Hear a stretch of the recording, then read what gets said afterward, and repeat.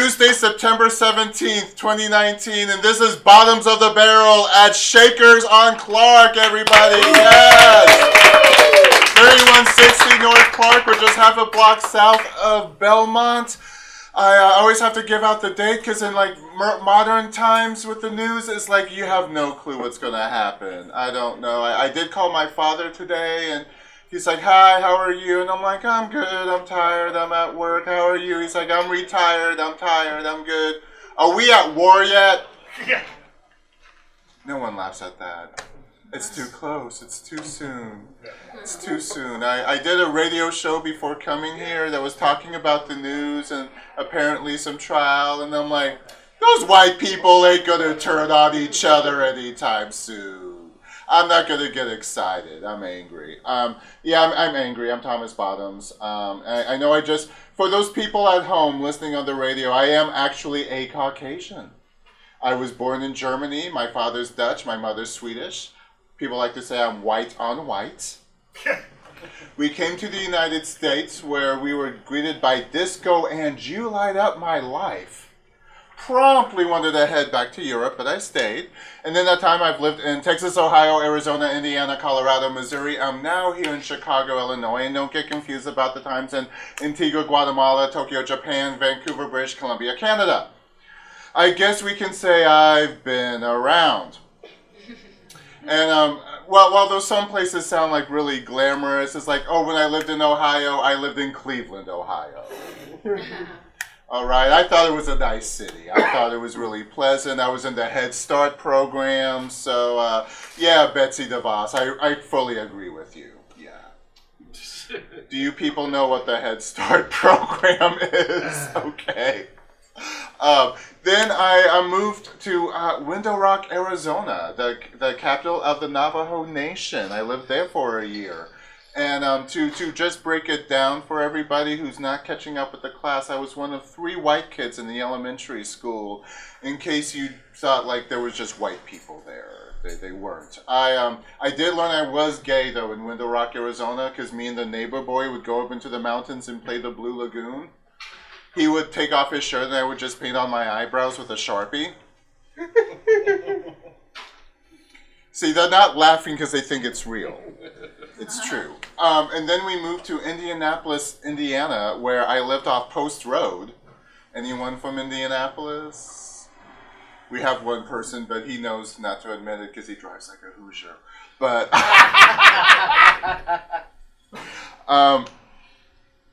so I lived in Indianapolis, and I lived in Postbrook East Apartments and Country Lake Apartments. And they have a one-word review on Yelp. It's called Ghetto. Yeah, it was a questionable neighborhood. It really was. And from there, there were gangs forming. There were teenage gangs forming, and like they called themselves the Streetwalkers. And I told them that meant something else. And after they beat me up, I'm like, you can call yourself whatever you want. That's a big lesson for white people to learn. It's like, mind your own damn business. So then my family somehow got money and they moved me to Parker, Colorado, which was 99.9% white. My first time around white people.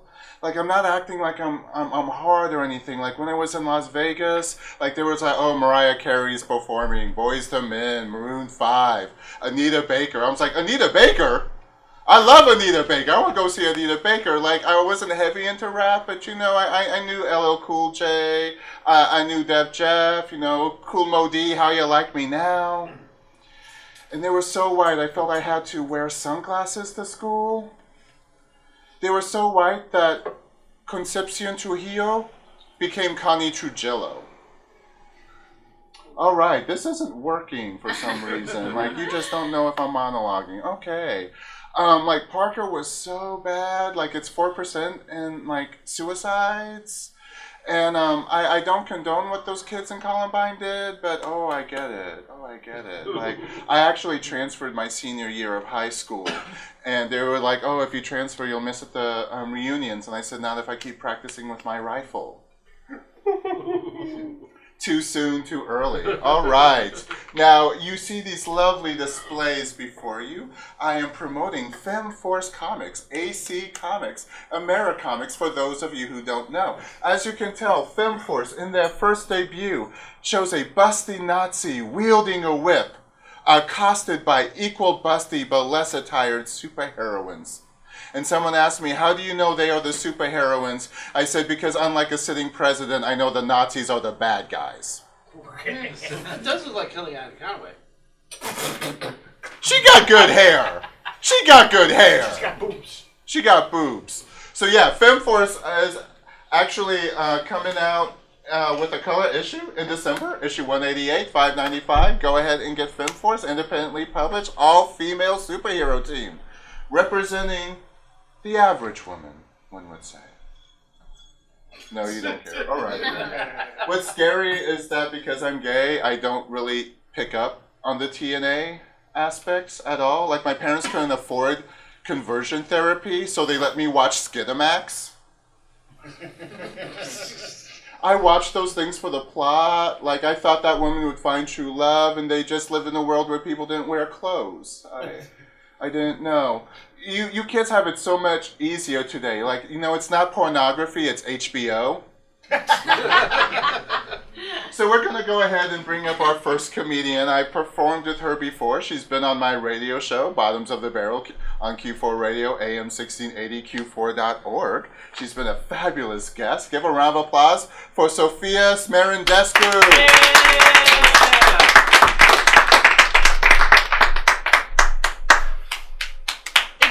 Thank you. Yeah, my name is Sophia Smarendescu. I have a tennis player name. I grew up playing tennis. My dad wanted me to be a professional tennis player. I'm white as hell. My dad, his dream was for me to be a professional tennis player, which is an okay dream when your kid's like 8. But I'm 25, and he still takes me out to the public courts in matching tracksuits and screams at me about my form. But tennis is kind of like a rich poor person's sport. But when I was growing up, we were kind of poor. So I was so poor growing up, I had to take tennis lessons from this man named Pervert Mike. Don't look at me. Perverts are the best coaches. All right. Gross. I'm gonna try to warm you guys up with some microwave jokes. Anybody here on a microwave? Yeah, great. I knew it. Could tell just by looking at you. Microwaves, so I woke up this morning, I thought to myself, I want 10 microwave jokes by 5. I can only come up with a few, but here they are. 1, has anyone tried eating off that complimentary plate that comes with the microwave? 2, how about that necklace, huh? I wore it to a wedding! For those of you who don't know, there's a necklace underneath the plate. All right. Oh, yeah. Yeah, you can just, just disassemble it. That's how it works. Oh. Yeah. Number 3, a lot of microwaves have tinted windows. Why does my frozen burrito need a tinted window? Is it doing drugs? My microwave has a button that says turntable. You guys, my records are ruined. I put a Beach Boys album there. I was like, this does not sound right. Something wrong with Brian. All right. It's very humid in Chicago. I used to live out west, and I used to own a humidifier when I lived out west. I believe humidifiers are the rudest appliance. You put water in it, and it spits it right out. I put chocolate milk in mine, and it was finally satisfied. You guys are loving these appliance jokes. Just ran right through them. I don't have any left. I'm sorry. I'm gonna do an impression of my dad, if that's okay with you guys. Okay. My dad, he always tells me he wants to be a he always tells me he wants to be a stand-up comedian. But whenever we talk on the phone, he's always horking directly into the phone. So, this is my impression of my dad doing stand-up. You guys ready? Yeah. Yep. All right.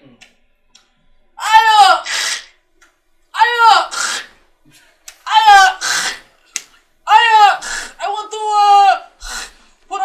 put on a necklace and put my dick on the front step of Shakers on Clark. All right, that's it, you guys. Thank you.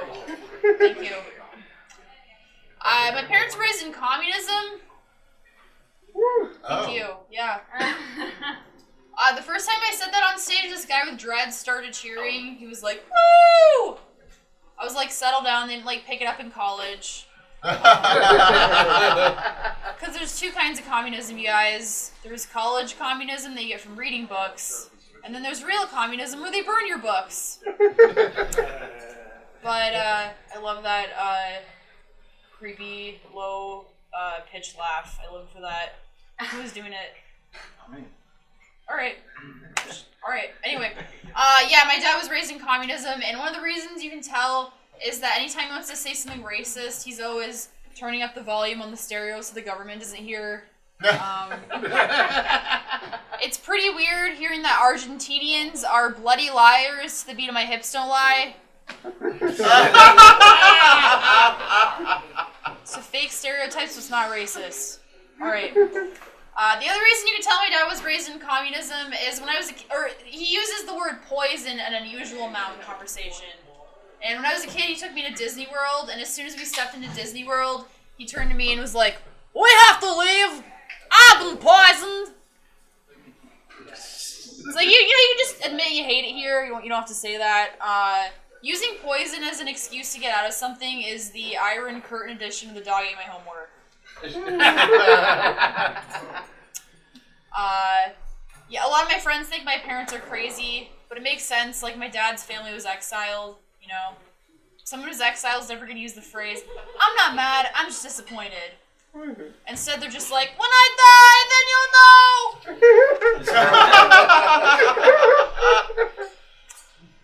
I am in therapy. It's fine. Alright, I said that like I wanted an applause though, so thank you. Yeah, I'm in therapy. My therapist is always recommending books for me to read. She's just always outsourcing her job. So I bought this book to help me with my, issues with my parents.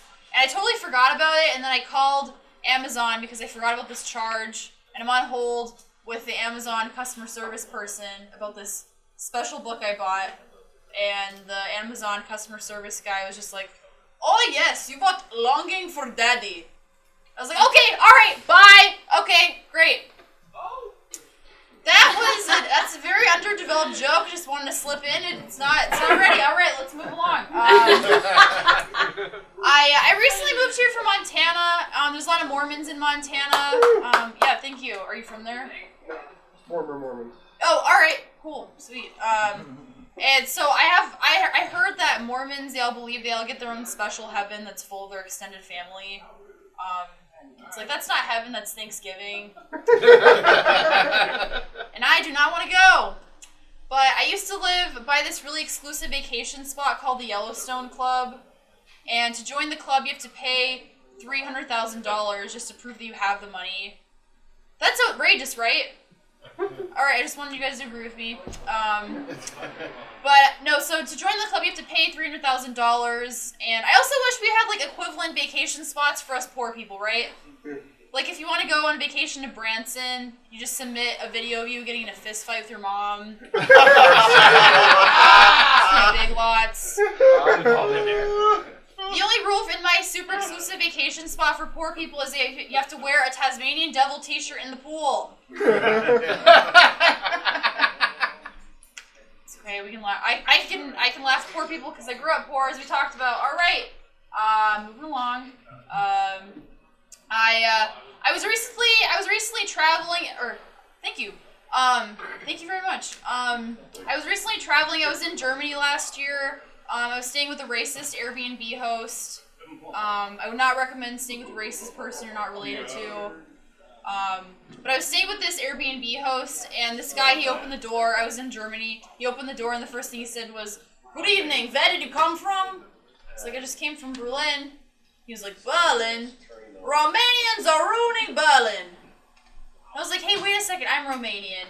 He was like, "Oh, I'm so sorry. It's just the Romanian mafia is terrible. Yes, they steal and they fall asleep at the train station." It's like, what are you complaining about? That's the laziest mafia I've ever heard of. I love the idea of abandoned narcoleptic thieves. I think the lazy mafia would treat disposing of a dead body like I handle a Goodwill donation. just like forget it in the trunk for 3 weeks. All right, thank you very much. That's it. Yay! Sophia Smarendescu, everybody! Yes! She talked about going to Germany, and I have to be honest that my boyfriend and I, give a round of applause to Mikey Chip filming today. Yes. We've discussed that if a certain man wins a presidency in 2020, we have to decide whether or not we have a Molotov cocktail party or, we move to Germany. I mean, it's going to be awkward to, move to Germany to escape a fascist nation. Wow. Too early, too soon. I always tell these horrible jokes because I hope one day they will find them and look back on them and going, oh, wow. He was very prescient. He knew what was coming. Like watching the movie Machete. It's like, oh, yeah, they are now building a border on the wall. Okay. Now our next comedian, I don't think he's building anything. Give a round of applause for Ian Erickson. Thank you so much. Thank you very much. Thank you. How is everyone doing tonight? Good. Woo! Good. Very quick, stern, good. He was ready for that one. My name's Ian Erickson. Erickson, that's a very Norwegian name. My dad is actually 100% Norwegian. And we did this little family heritage project. We looked up our family tree. We found out I'm related to this guy from the year 900, whose name was Thorolf Skallagrimsson. Thorolf Skallagrimsson. Yeah, I looked up that name and I had to know immediately what it meant. And I found out Thorolf, it's 2 words. Thor means thunder. Wolf means wolf. Skallagrimsson is also 2 words. Skalla means skull, and Grimsson means man who wears something as a mask. So my ancestor, his name means Thunder Wolf Skull Mask Wearer. My name means, hey, Eric's my dad.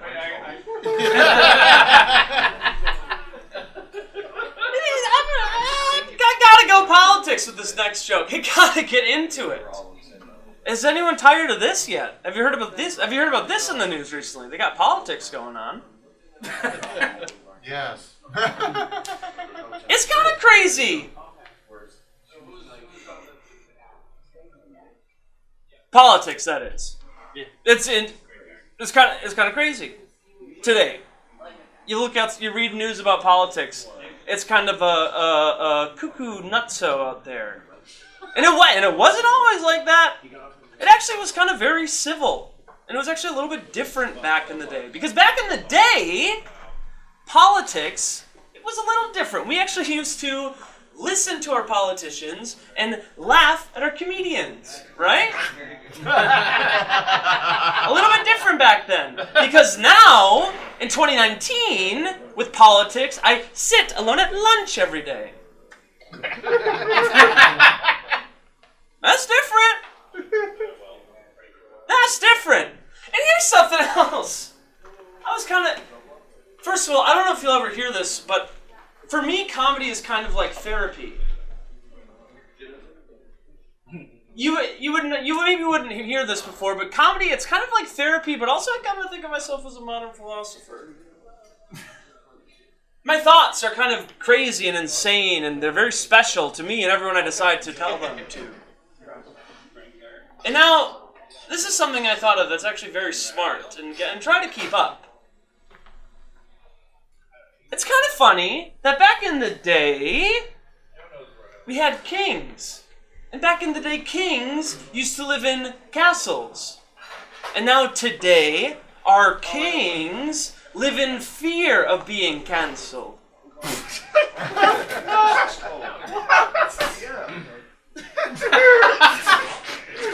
Oh, did I lose some of you? And can I just say real quick, seems like everyone's getting canceled these days. Walk over here.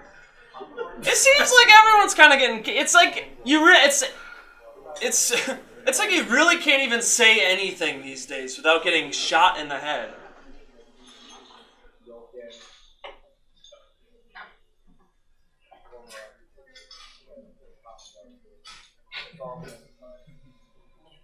Holding my breath. I don't know why. I'm gonna, what else is in the news, huh? There's a whole heck of a lot, I'll tell you that much. And this actually isn't in the news, but I think Jesus was white. That's a shitty thing to say. Edit that out. And also, maybe not a good thing to be putting on the airwaves. But actually, if you look underneath your chairs and pull out your Bibles, I can actually point to the texts. Because if you actually look at the texts, you'll actually see that Jesus, he's rolling around town, 12 dudes deep, all of them wearing sandals. The guys are named like Peter and Timothy and Philip. The whole day they're fishing. That's like their job. Their job is fishermen. And then, Jesus the whole time on the fishing boat, he won't shut up about how powerful his dad is. And I don't know if you look at that painting of the Last Supper. I don't know if you've seen that painting, but if you zoom out of the Last Supper painting, if you just zoom out of the painting, that simple thing we've all done, if you zoom out of the painting, you'd actually see that that Last Supper, that was actually at a Buffalo Wild Wings. It's a little crackpot theory of mine. I think I'm gonna get out of here on this. Man, my girlfriend broke up with me. Did someone say yay? Oh. Whenever I hear something, I have no choice but to believe that as a true thing that they meant. And that sucks that someone wishes my girlfriend broke up with me. Because I actually don't think that it was fair. She broke up with me because she thought I was a little too immature. But I actually think it's because she didn't like making love to a little baby boy trapped in a man's body. Man, well, this has been fun and a learning experience. And every joke I told, it was incredible. I had a good time. And I hope everyone has a nice time. And if you're listening on the radio, have you heard of podcasts? I'm kidding. And I'm just joking. And thank you guys so much for having me. All right. Ian Erickson, everybody. Now I hear you have an open mic. Yeah, Cody's open mic every Thursday. Cody's open mic every Thursday. Where is Cody's? It's at Cody's. Cody's Public House off of Barry and Polina. Barry and Polina. Yeah, Barry and Polina. Okay, I think the congressional hearings are over, okay? We can stop saying, I don't know, an executive privilege. All right, we've just asked for an address, and I don't even know where I am.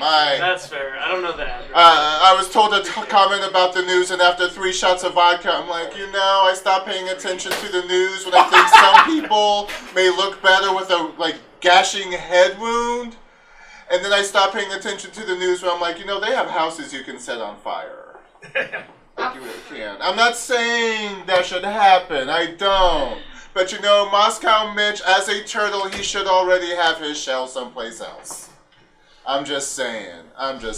I'm glad you mentioned politics. Alabama, that was completely in the line of the hurricane. So severely that I'm so glad we remembered that Alabama could have been hit by that hurricane so we don't have to help anybody else. Ignore North Carolina, the Bahamas. We don't have to help them. I don't know. These are my AC comics. I found out I'm a huge comic book geek. Any comic book geeks out there? Yes. Did you guys ever play superhero as a kid? Woo. Some of you? No? Yeah, I played superhero as a kid. The kids would be Batman, Spider-Man, Superman, the whole Justice League. Guess who I played as? Dazzler. Dazzlers where the X-Men meets disco music.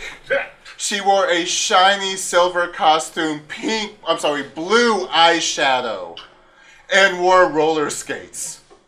And she had light powers. Godzilla's attacking the city. Spider-Man shoots his web. Iron Man shoots his missiles. Dazzler dazzle bursts and skates away. As a comic book geek, I went a little bit too far, and I have like 18 boxes of comic books. And I'm a huge AC Comics film force, and I have to again point out, like, I know she's in a bathing suit, but I read these things for the plot. I did, and so I have technically more AC Comics than DC Comics because I run on an alternate current. Our next comedian, I don't know him, but he's here, Mike Atcherson!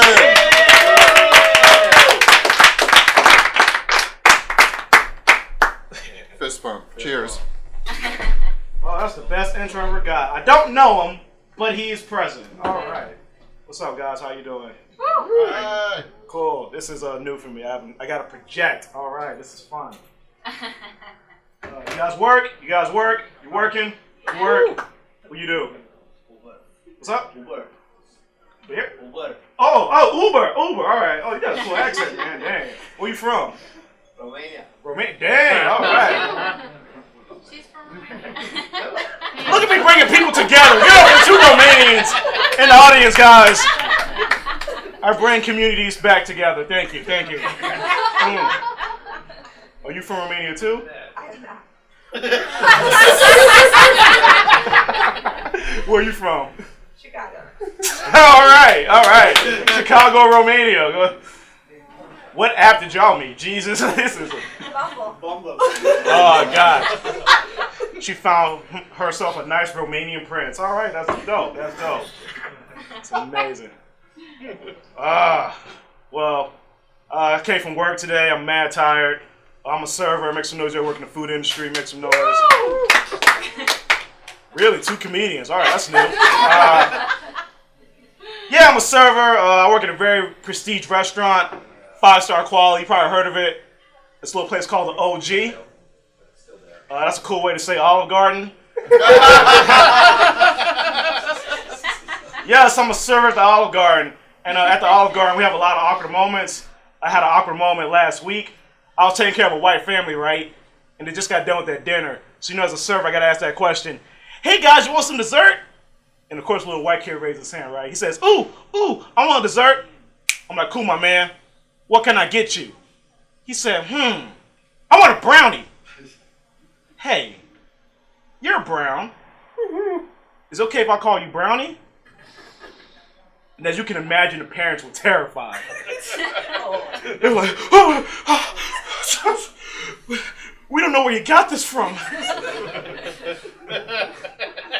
And the first thought that came to my mind was, oh my God, I'm going to get a good tip now. Oh, Jesus Christ. I got to work hard. Thank you, God. Like, I low-key wish the kid would have said the N-word so I could pay my rent that day. Like, come on, Blake, give me a good hard R. I'll give you 2 brownies for a slur. Just, rent's coming up. Yeah, I've been serving for like 2 years now, hoping this comedy thing will blow up. As you can see, it hasn't. But no, I learned a lot as a server, though. I learned a lot as a server. One thing I learned, in order for me to make good money as a server, I have to act a little gay. It's true. If you're a male server, you gotta act a little gay, just a little flamboyant, Because think about it. When you go to a restaurant, right, you don't want to get served by a dude, right? Nobody wants a bro taking care of them. You want something more elegant or more graceful, Like when I first started working, right, I was like, hey guys, how you doing?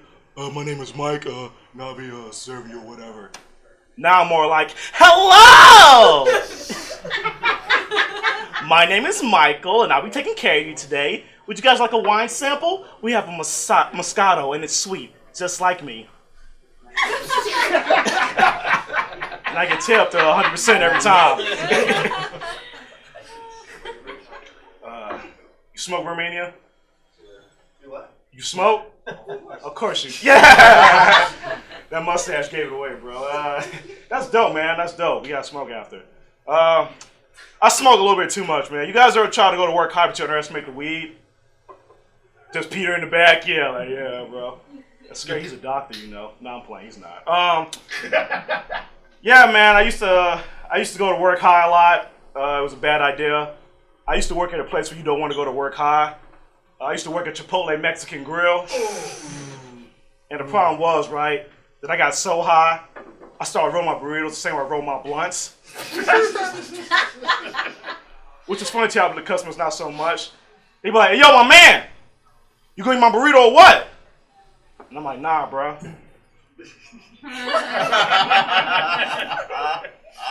You didn't put in on this shit.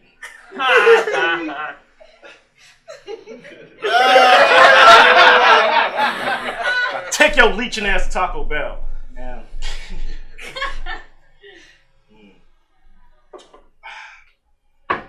Man, I think of myself a sexual positive person. You know, I'm very sexual positive.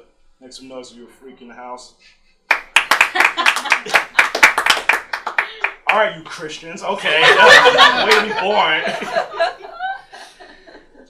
Yeah, man. I like sex. I just started using sex toys in bed. It's real fun. I like it. A lot of dudes get weird about using sex toys. You know, Romania, you use sex. Look at me. Well, you got your hand on your girl's lap and in public, so I'm like, oh, he has fun. You guys do public stuff. You got your toy? You got, oh, hey! Y'all missed a good joke. Nah, I like using sex toys in bed. A lot of men don't like using sex toys, and it weirds me out, you know? A lot of men are intimidated. Like, they feel like because they have to use a sex toy in bed, it makes them less of a man, because it makes a woman orgasm. To me, it makes the job way easier. Like, come on, guys, think about it. Who would want to bring a calculator to a math test, you know? All right, it's not hitting home. All right, fine. I'm just saying, give it a shot. A top you one is like, what, $30? All right, then fine. You guys will thank me later. Okay. I know a lot of sex facts, too. Like, did you guys know that if a woman weighs over 175 pounds, Plan B doesn't work? No. Yeah, it's crazy. That sucks for me because I love big women. You know? I'm just scared like one day I'll be with a big chick, right? She'll say something like, hey, Mike, tonight you don't have to wear a condom. And then I'll say something like, hey, Susie, I need you to step on the scale real quick. Like, I love you, baby, but science doesn't, you know? Like, what's that say? 174? I'll take that risk. All right, that's cool. All right, I'm going to do one more and I'm going to head out. You know, I'm trying to date, and dating is hard, as you can see, because you're in a big city, a lot of options. I recently had a very bad date. I was on a date with this beautiful black chick. You know, she was amazing, okay? She was smart, funny, but most importantly, she was woke. But she kept drinking, and she got way too woke, you know? We was at the bar, and in comes a white dude, but he's wearing no shoes at the bar. And for some reason, this makes her snap. And at the top of her lungs, she screams out, I hate white people! Now, don't get me wrong, I do too. But what made it bad was that our server was right there, and she heard the whole thing, and she looked at me, and I was like, ah, damn. Now I gotta leave her a good tip. That's my time on my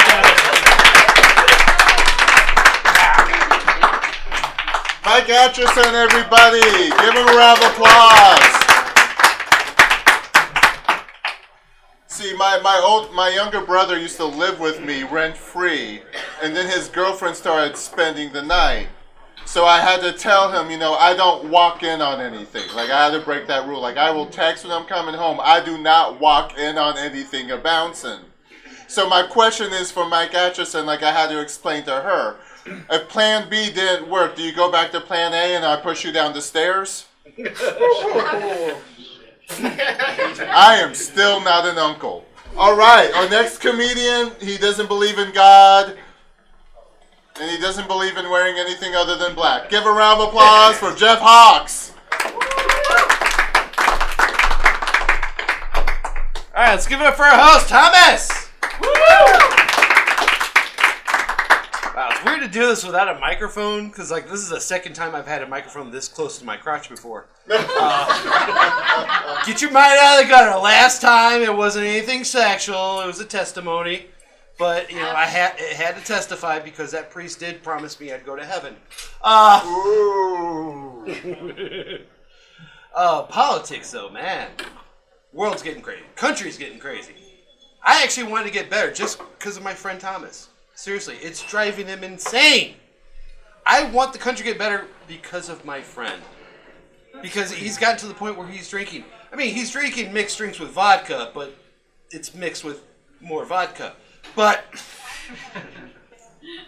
I mean, we're getting... Like, Sarah Huckabee Sanders is now part of Fox News. You know that? She is part of Fox News. And she has actually said people should live their life like the Bible. Which I find ironic, considering the fact bearing false witness pretty much made her career in the White House, didn't it? I mean, really. Like, I don't think you should be preaching about that, honey. But other politics, I was on the radio with Thomas as well earlier, and we were talking about Corey Lewandowski. Anybody keeping tabs on that, by the way? Anyone? No one. Wow, really? No one knows that man. No one cares. No one cares. I just can't get over how he looks. I'm like, the man looks like he's cosplaying as Chet from Weird Science. Seriously, look at pictures of him and laugh later at that. Who's seen Weird Science? But then, of course, there's the Brett Kavanaugh thing. The rapist got confirmed as being probably a little bit more rapey than he was before. Shocker, right?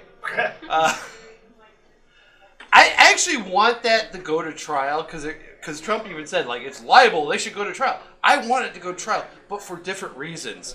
I know I should be focused on the actual accusations, but I want it to go to trial because I'm hoping that my question will be answered, and that is, who the hell is Squee? Seriously, he said he has a friend named Squee. I want to know what that person looks like. Ever since I've heard that name, my mind is a blank on what he looks like. I want to see visual confirmation of who this person is, because I'm that curious. Because I believe he doesn't exist. I believe it's his imaginary friend that comes out when he's been drinking too much. It's his drinking imaginary friend. But I don't know. We'll find out. Who knows? Maybe his calendar will explain it all, like the last time. But I've been getting involved in more things political. For instance, did anyone see the Straight Pride Parade? Yeah, no one did. Shocker. They had a float that said, "Build the wall." Is that the new thing now? I mean, I know they made up the stuff about the Mexicans bringing in crime and drugs, but they are also bringing in the homosexuals. Is it going to be the new thing Trump talks about? I mean, why stop there? Just add everything. We got to build a wall because the Mexicans are bringing in drugs, crime, homosexuals, e-cigarettes, and Fortnite. So we got to build that wall now. I'm okay with the whole Fortnite thing, though. You got to stop that. I hate Fortnite. That's the saddest part about the last Avengers game. Not Tony Stark dying, spoiler. Not Captain America leaving a team to live his life. Is to find out that 5 years from now, Fortnite will still be a thing. And that made me cry. I hate that game. I hate that game more than I should actually hate anything. Seriously, the other day I was at the park and I saw a little boy doing a Fortnite dance. And my only thought was, man, I really hope you attend a Catholic church. Really. But as Thomas said, I am an atheist. Any other heathens in the room? Wow. Oh, you guys are going to hate me. You're going to hate me. That's okay. I'm used to it. I get hate all the time from DMs. I love the fact that religious people will always give me their peace of mind. Like literally a couple weeks ago, I heard for, I think, the 25th time, someone saying, "Oh, you're an atheist. I'll pray for you." Like, what am I supposed to do with that? I will pray for you. Oh, thank you for praying for me. That's going to free up all my time so I can look at porn. Appreciate it. Thank you so much. But I'm not going to look up just any porn. I want you to know I'm only going to look up wholesome Christian porn. That's why my Pornhub has got several searches for, like, 2 girls, 1 Christ, and Jesus Christ gangbang. You laugh, but for the joke, I actually looked it up. Here's the sad part. That's a thing. Over 1,000 hits. And you think I'm devious. But I only look up Christian porn. I want everyone to know that. I don't look up Catholic porn. Because I don't want the FBI to take my computer away. I said that in a chat room, and I actually angered another Catholic person. He's like, "That is wrong for you to make that joke. What we need to do as a society is work together to clean the image of the Catholic Church." And I couldn't agree with him more. I said, "You're right. I've got a great idea." He's like, "What is it? How about you tell all those priests to stop messing around with little boys? How about we start there? I mean, who knows? If enough of them do it, it might pick up as a trend." And then he got mad. He said, "How dare you even suggest that?" I'm like, "All right, what part of the moral compass are you on? I suggest grown man not messing with kids, and you're offended by that. And yet you think I'm the one that's immoral. Think about that for a second and come back later." I just want to live in a world where we deal with pedophiles better.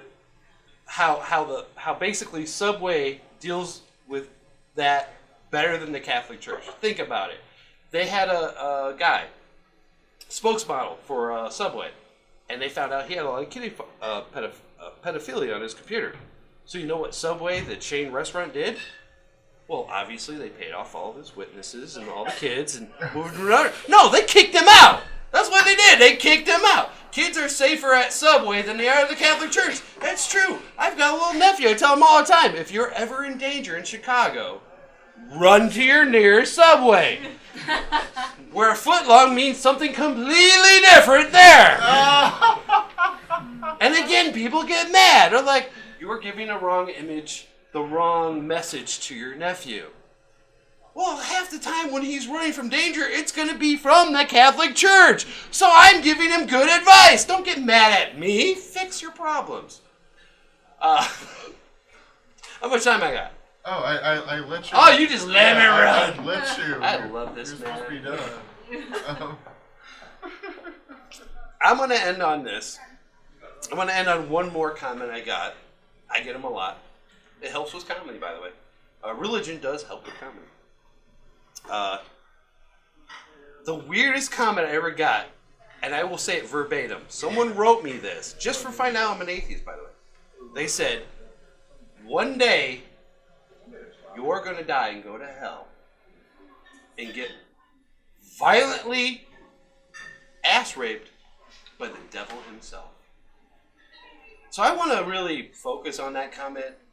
First, I love the fact he said violently ass-raped, so he poses it from the loving romantic ass-rape that we all enjoy, right? Like, I'm going to force myself on you, but I'm going to play some Barry White and light some candles, right? Differentiate it, right? But by the devil himself. Now, that's the part I thought was actually kind of complimentary. Because think about it. I'm just a comedian in Chicago.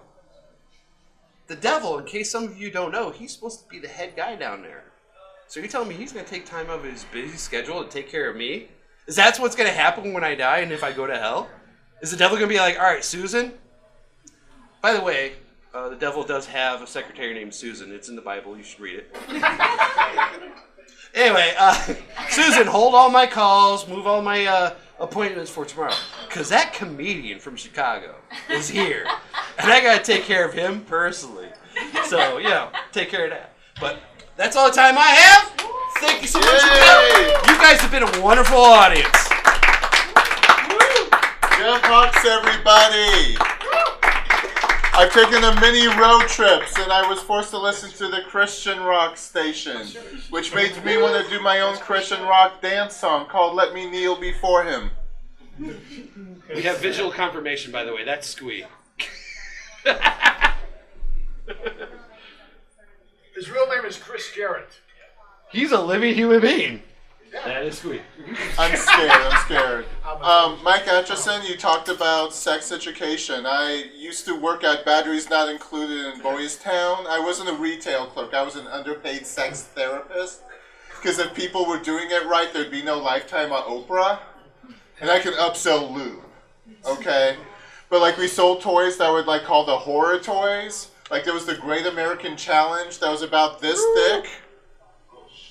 About from my knee to my foot, and weighed about 20 pounds. And again, the Great American Challenge. I support my troops, but I have my limitations, okay? My underwear choices will always be boxers or briefs, never depends. Now, part of my job is I had to ensure the quality of the DVDs. Now, this is how old I worked there, okay? It's been a while since I've been on the block, all right? We sold DVDs, and you had to watch quality control. So it would be like 4 hours of locker room sex, and you'd have it play. And usually around the 3-hour mark, it's like, that's a jungle. You're not in a locker room anymore. Like, and then you would flash back to the military video, where it's like, at least the guys wore camouflage throughout. And then there was I'm gonna censor it, there was a loving black man with the loving white guy for 4 hours compilation. And so it's supposed to be a mixed race compilation. And I kid you not, at 3 hours and 30 minutes, they had like 2 gingers going at it. And we're not talking like Terrence Howard or a Smokey Robinson. No, we're talking like straight up Irish. I expected a sack of potatoes. I just said that back. Like, we paid $5 for that, and there was only a $5 markup. Like, it had to go back. But porn does get political. Like, there was Who's Nailin' Palin, A Night in Hillary. Well, nobody now. Yeah, no one's nailing Palin. Bareback Obama, President-elect. 8 years of bad Bush. Yeah, those 8 years were bad, but we got trumped. They deal with racial issues. Like you'd see a cover with a beautiful black woman standing next to a beautiful Asian woman, standing next to a beautiful white woman, standing next to you get it, and it really connected us all to the whole because the video was called "We're All Pink on the Inside."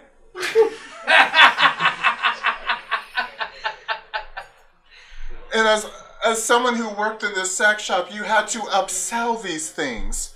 So I would, explain what the lubes do, what this toy does, what this does, and I would recommend for couples to get a vibro ring, which it would go around the man's remote control, and thus when he played with the video game joystick of the woman, the vibro ring would hit the toggle button. Because we all know the toggle button's outside the woman's body. I always said that really out loud because sometimes they don't know. Like, I got the confusion growing up watching softcore for conversion therapy that just didn't work. But I did like the musical number ones, like the Cinderella musical, definitely check that one out. Anyway. So I get it, because in the 70s, women were very much, the Sahara, the Serengeti. You had to chop through it with a machete. I get it, but now women are more like the Sahara Desert. Like there's grooming. Like no one has shag carpeting anymore. They have hardwood floors. Like I got it. Like back in the day, it would be like, can you find Hawaii on a world map? You're like, it's somewhere in the Pacific Ocean.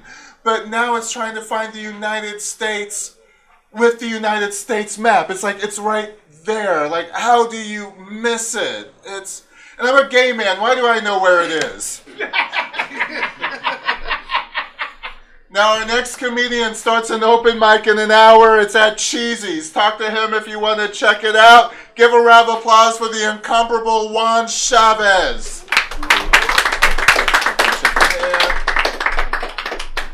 Thank you for that very descriptive opening. And I'd like to emphasize opening. I have been living in Chicago for about 10 years now, and I always find it funny when I'm like, oh, I've been doing stand-up comedy for 10 years. And it's like, I should be way better than I am. Because right now, I freaking suck. Like, people think that I'm kidding when I tell them I have autism, and it's like, no, I can't read your face. I have no idea what you're trying to tell me with that face you have there. And it's like, oh, just like read people's emotions and like, you know, connect with people. And I'm all like, I don't think you understand like how much I don't get what you're telling me. And it really caused the trouble back my freshman year of college when people were into me and I just had no idea, and I just started to get really blunt with like, oh, do you want to have sex? And it's like, and they'd be like, not anymore. It's like, gotta shoot your shot, you know? I think one of the funniest things is I have the charisma of a donkey, but I still get booty calls at 5 a.m. from dudes who've had sex with me. And it's like, I mean, that's confidence building, right? Like, you're like that 5 a.m. booty call. It's like, it's not even 2 a.m. anymore. It's like, you know what? I'm desperate. And I know you're free. Because, you're just getting off work. And it's just like, yeah, but it's like, I don't get it. Like, people see me and I'm like, I'm 6'3", 350 pounds. And it's like, I still don't get it. I don't get what they see in me. But apparently, I may have the personality of a donkey. I also have the dick of a donkey. So it's like, I'll take it. Well, they'll take it. That's how it works.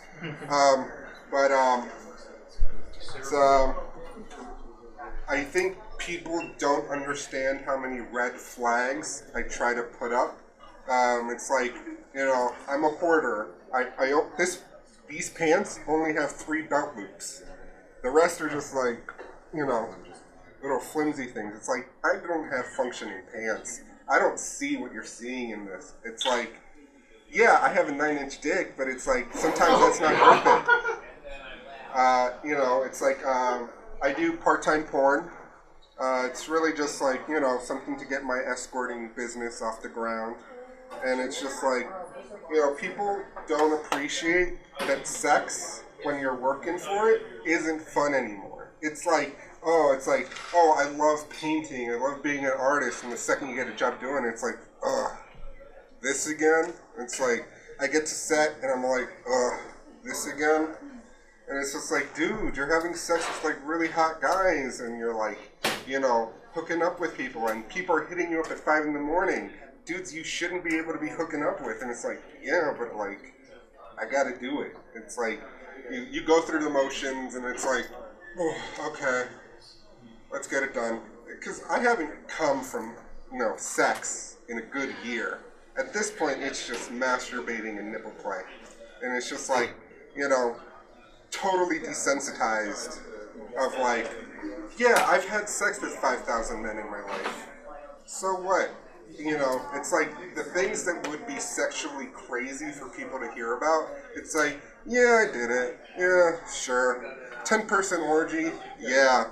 Hooking up with a dude who later turned out to be dating the dude you're dating, and you cheated on each other with them. Yeah, been there. It's like not exciting anymore. The first day of college, I went to a sex club, and I was there for about 8 hours, because that's how long they let you be there. And the first time I ever had sex in the city, actual sex in the actual city, I ended up fisting this dude. And, thank you. Not as impressive as you think, but thank you. And, I eventually managed to get half my arm up his butt. And, as I was pulling out, I was thinking, wow, this is the greatest moment of my life. 300 buttholes later, it's like, okay, I got this. Because the thing about fisting, it's not about being a boxer. It's like people think, oh, you're a boxer, you got to do it. No, it's just a really weirdly intimate game of Twister. Because what you got to remember is that the colon. I'm getting booted. But okay, I'm digressing. I am a prostitute. I'm a porn star. I'm also a person, and I have emotions, and I need to be loved. And the greatest thing I ever learned from being a prostitute was sometimes I just want to cuddle. Sometimes it's nice to just cuddle. And so I'll be at my open mic looking for people to cuddle with. Cheesies! Come over to Cheesies. I'll be talking more about this. I'm a one-trick pony. It's a nice pony, but it's one trick. So, thank you guys. I'll see you all later. Juan Chavez, everybody, hosting the open mic at Cheesy's right after this, 10 p.m. See him for a spot. I don't know if I'd see him for anything else. Maybe if you have extra penicillin. I don't know. Not to give a helping hand. I will definitely say that much. Our next comedian, she was a guest on my radio show, Bottoms of the Barrel, Q4 Radio, AM 1680, Q4.org. It is a show, usually we review a song, it's current events with a pop varnish. She outright hated the songs I picked. We really clashed on everything. We even fought over J-Lo, and it was over which song was worse. Give a round of applause, everybody, for KJ Whitehead.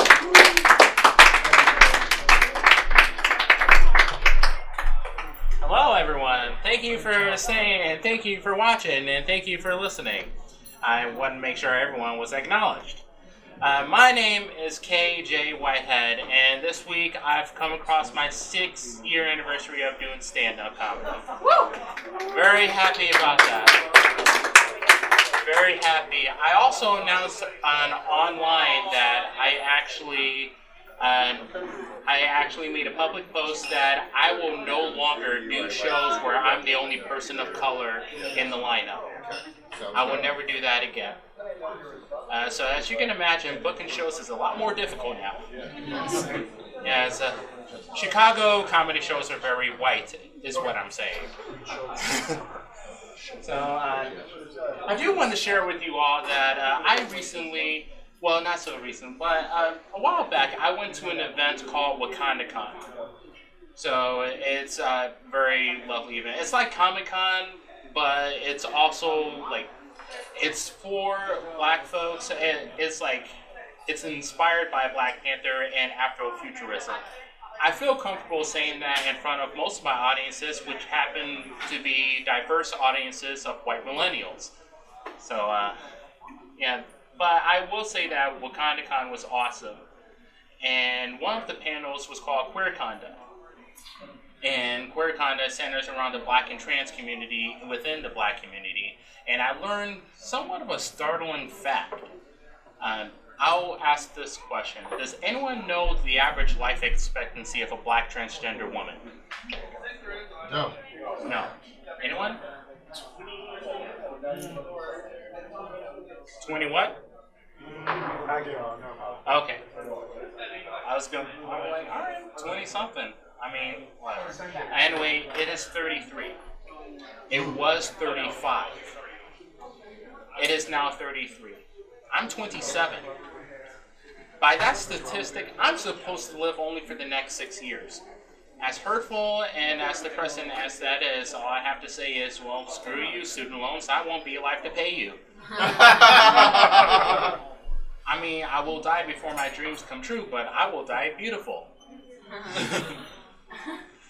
And I mentioned I'm a black transgender woman, and because I work with children for a living, that's my day job. And I mention those two things together because of the stigma that surrounds trans people and how other people think they treat children. Now, when children think of what a boy or girl is, they mostly refer back to their parents. And when their parents think of all the jolly, good old people who take care of their kids during the day, they're not expecting this.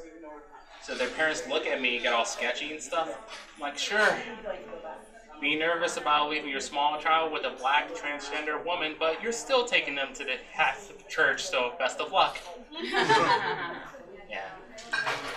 But, I don't know.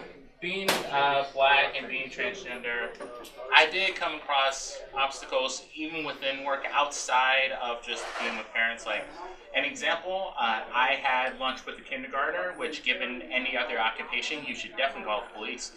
I had lunch with a kindergartner, his name is Gabriel. Now, Gabriel decided to speak his mind about me. He said, Miss KJ, it's weird that you're a girl. Because you talk like a boy, you look like a boy, KJ is a boy's name, and sometimes I can see your mustache. I thought, well, thank you, Gabriel. By the way, your father's not on vacation. He left you. That's why your mommy picks you up every day.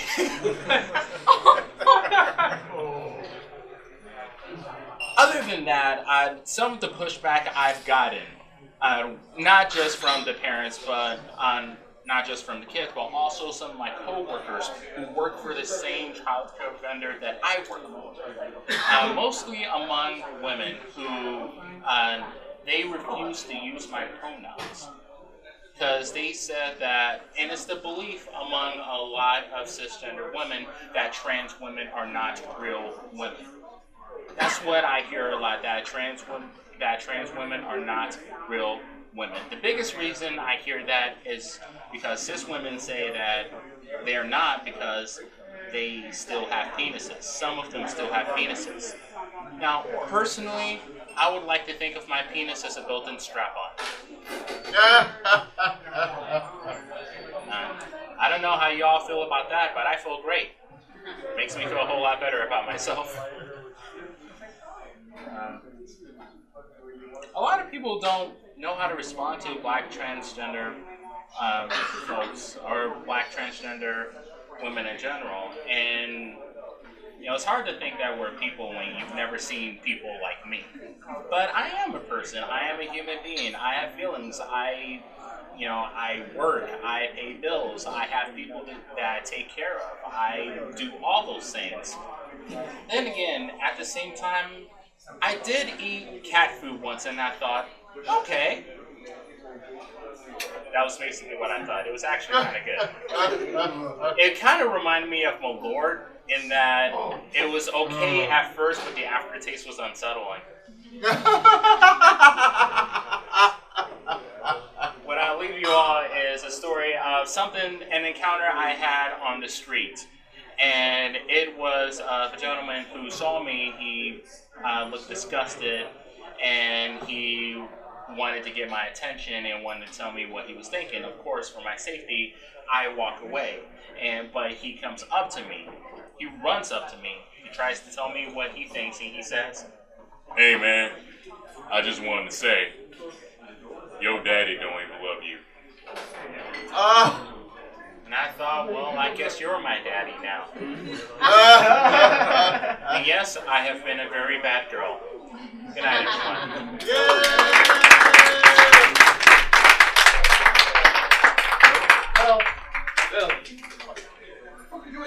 Oh, okay, I'll entry. Okay, my bad.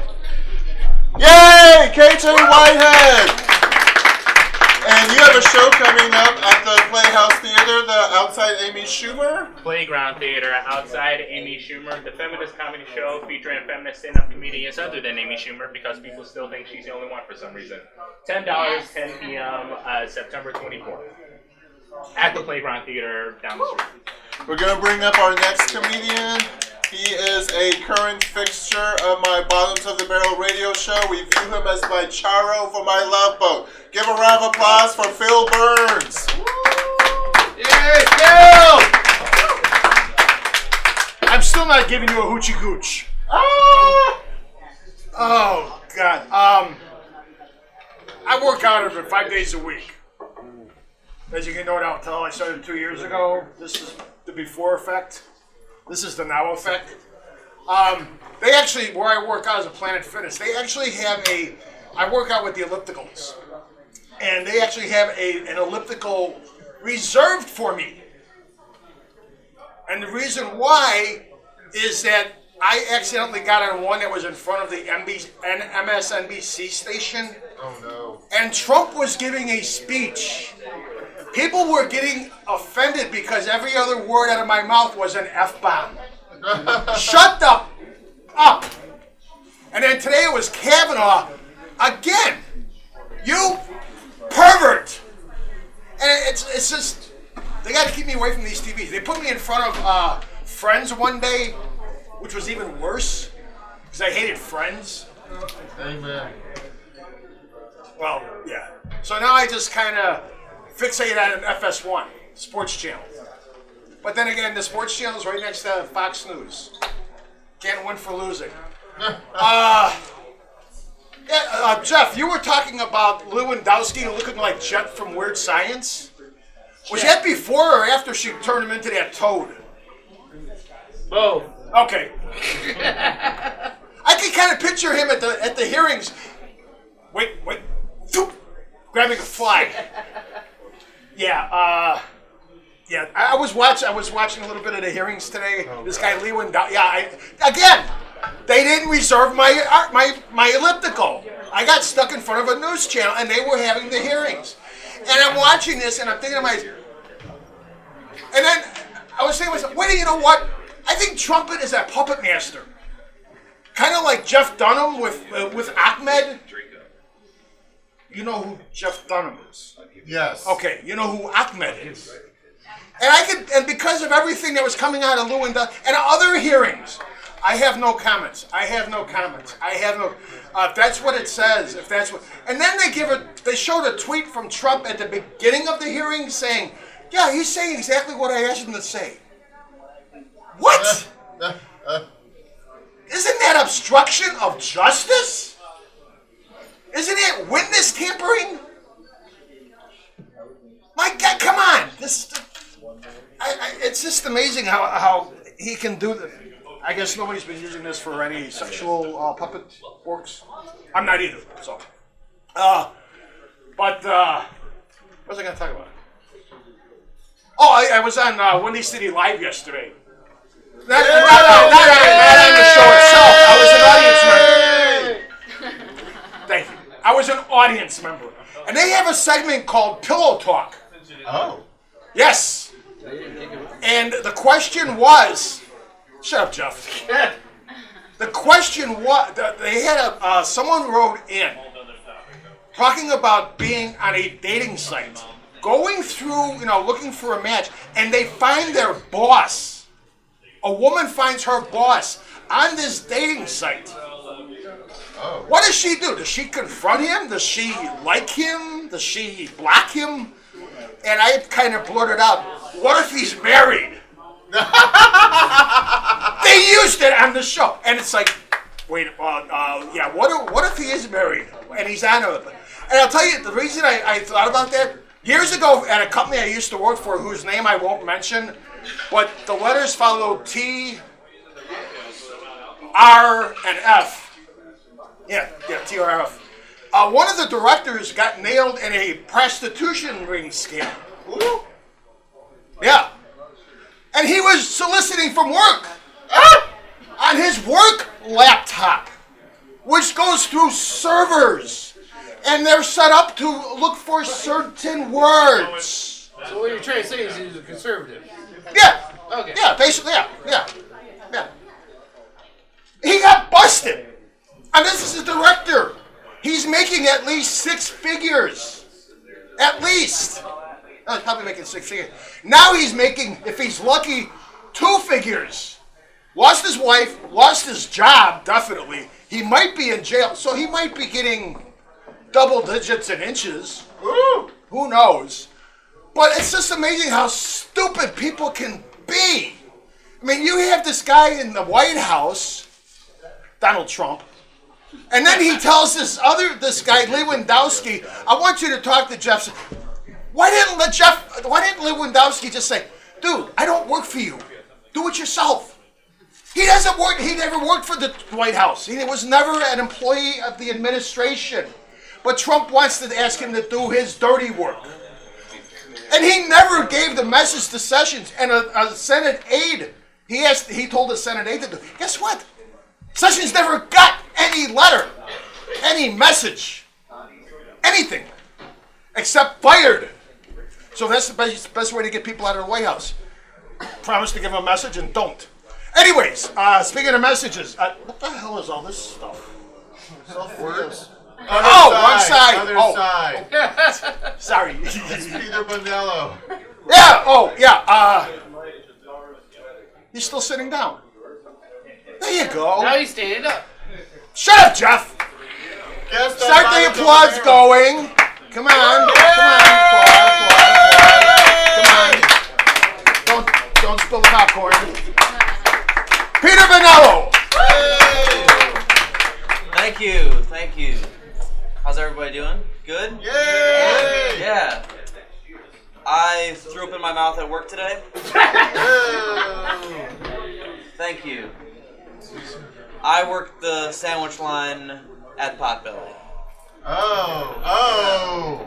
And if you're wondering how that went, sort of like this. Hi, welcome to Potbelly. What can I get? Food!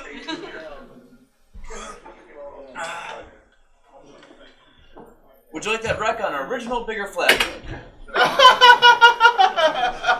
I'm a delusional person, but especially at work. A beautiful woman will come in, she'll order a sandwich, and in my head I'll be like, if I just make the sandwich well enough. Like the only thing standing between us having sex isn't a sandwich counter. But I love the customers. Even the bad ones. A man came in the other day and he ordered a tuna fish salad sandwich, so I gave him 1 scoop of tuna because that's how we proportioned it. And he looks at me and says, "Is that a joke?" And I look at him and I say, "No, sir, that's how much tuna you're having." And then he says, "I come in here every day." And I looked him in the face and I said, "Sir, so do I."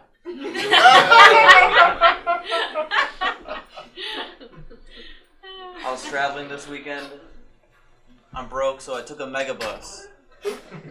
And before we started moving, my driver said, "I'll do my best to get us there safely, but I'm not making any promises." I was just sitting there like, but could you? You know, like a megabus driver, that's the only profession where you could get away with saying that. You know, imagine you're on the operating table right before surgery, and your surgeon is like, "I'll do my best to save your life, but I'm not making any promises." And right before you go under, you're like, "What?"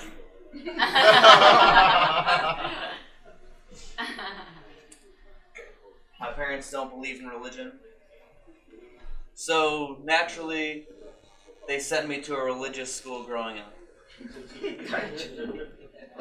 I would learn things in school and bring them home to my parents, and they wouldn't resonate at all. Like, for instance, I remember learning about the Ascension. And for those of you that don't know, the Ascension is when Jesus rose from the dead. And I remember telling my dad about that and being like, "Hey, Dad, do you know about the Ascension?" And he was like, "Oh, yeah. John Coltrane's album?" I just think it's funny he assumed I would know John Coltrane's catalog. I was 6. Do you know how high you have to be to think a 6-year-old will know John Coltrane? And since that point, I've actually smoked a lot of weed with my dad, and the answer is very, very high. Very high. And when I was younger, I had a teacher tell me, the dumbest people in the world think they're the smartest. And the smartest people think they're the dumbest. So ever since then, I've just been convincing myself I'm dumb as hell. So I think I'm a genius?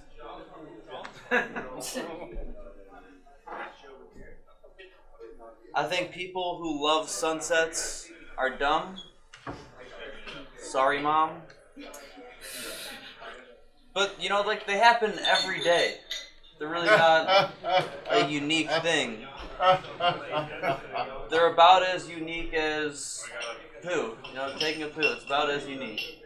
And I hate when people get mad at me for saying that because they're like, oh, you know, stop saying that. Sunsets are pretty, you know.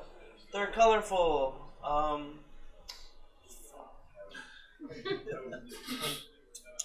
They're colorful, and then they fade into the water. And whenever I hear that, I'm just like, you are word for word describing how I described one of my poos last week. Oh, it was really cool, it was colorful, and then it just faded into the water. It's the exact same thing. My grandma's got dementia. It's tough. But she still recognizes me. She just thinks I'm in middle school. So she's not that different from the rest of the world. Someone was talking about the video game Fortnite earlier. Yeah. Yes. Yeah? Someone? I know someone was. But the Fortnite World Cup happened a couple weeks ago. The winner won $3 million. Ah! Yeah. He's 16 years old. I just wish I could be there to watch his parents try to discipline him.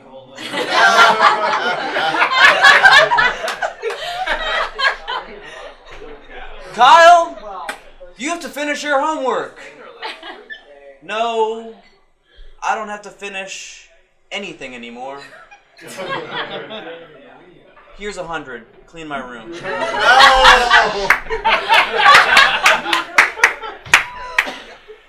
You know, my brother's a cryptocurrency analyst. That's it.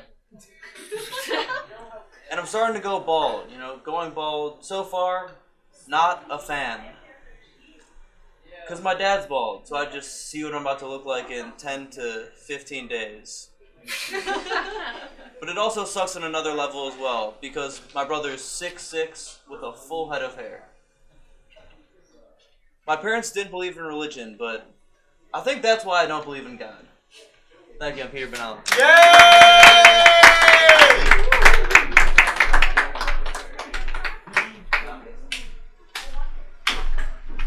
Bill Burns, yay! Keep it going for Peter Bonello. You made a comment about doctors earlier. Did I? I don't know, did you? Yeah. You just did a set and you forgot your set already? Yeah. I was thinking about some things you say if you go into surgery. Like, anybody want anything while I'm out? Hey, if I don't make it, tell my wife to make sure that my wife or girlfriend are buried next to me. And if I do make it, bury him somewhere else. Let me see what else. Go easy on me. It's my first time, Doc. And the number one thing you say as you're going under for surgery, it's the first time I wanted a man inside of me. It's a joke, Thomas. It's a hope. Anyways, our next comedian, first time here, so you know what to do. Yay! Come on, keep it going. Julie Stayanova. Stayanova. That was close. Yes. Close. Yes. Hey guys. Yes, if you can hear some accent, yes, you're correct. I am not from here. If you can though, just go and check yourself, seriously. Yeah, so I am from Bulgaria. I moved to the States 3 years ago, and since then I am living the dream. No, I'm kidding. Of course I'm kidding. That was my plan, but nothing like that happened. Have you ever wondered why immigrants are working so hard here? Like 60, 70, 80, 90 hours a day. Or, wait, let me rephrase that question. Do you know how expensive it is to marry somebody for a green card? You don't know because you don't have to know. This is not your problem. But let me pull the curtain for you tonight. It's 50K. 50K. Can you imagine that? Actually, when I came was 20K. And then Trump became president. So, yeah, the prices went up. If the green card marriages was part of the stock market and you can buy shares when that happened, you should be a millionaire by now. Yeah. And I love my American friends when they're trying to help me out. They're so sweet. My coworker 1 week ago, she came to me and she was like, friends, I have the perfect match for you. So he's totally broke. Job, nada. Credit score, nada. Kids, 4. Yes, he might do it for you. Really? He might do it for me? Even for papers, I wouldn't marry that guy, for real. No, I don't know who is helping who in this situation. No, thank you. So yeah, I tried to marry for a green card. And before you call the immigration services, just want to let you know 2 things, okay? One, you voted for Trump if you even have that thought, okay? And second, I am a legal student in this country and I'm coming after your jobs. No, I'm kidding. I don't want to work in Walmart.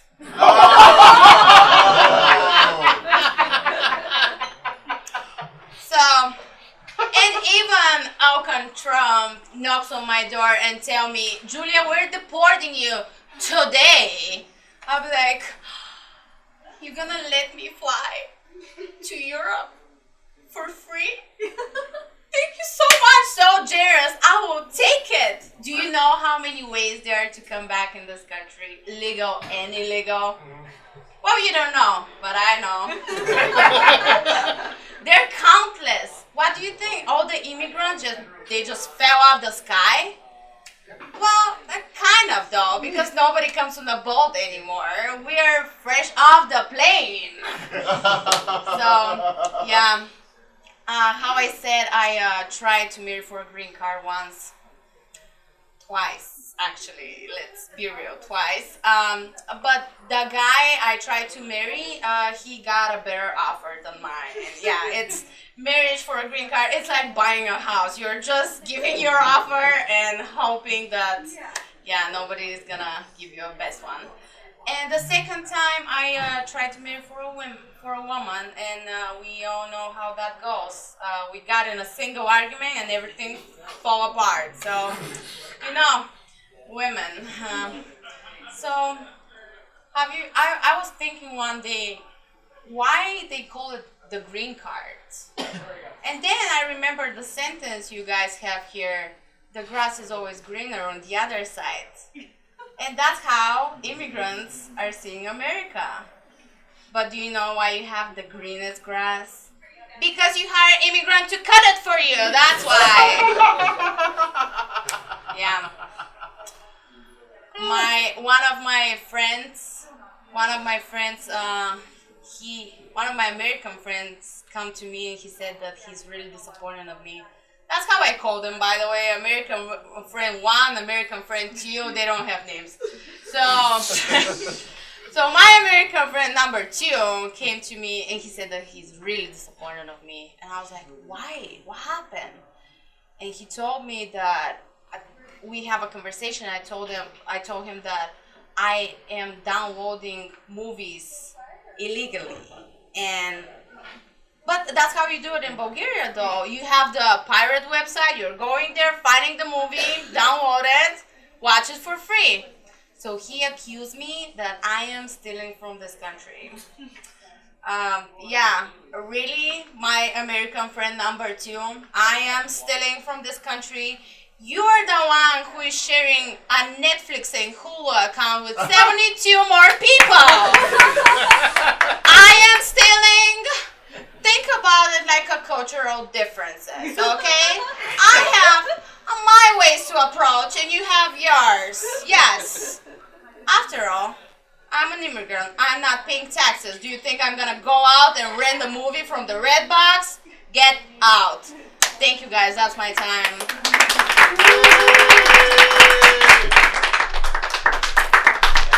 Keep it going for Julie.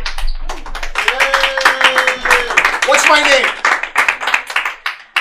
Ricardo. Okay, I'm not her friend. I'm friend number 3. Anytime you want to borrow my Netflix account, you're more than welcome. But you have to have a T-Mobile phone. Another first timer here. By the way, this is how many open mics have you done? What? How many open mics have you done? How many shows have you done? That's my second show. Second? Okay. Yeah. Okay. This is our first time. I don't know where you did the second show and whatever. But again, keep it going for Julia.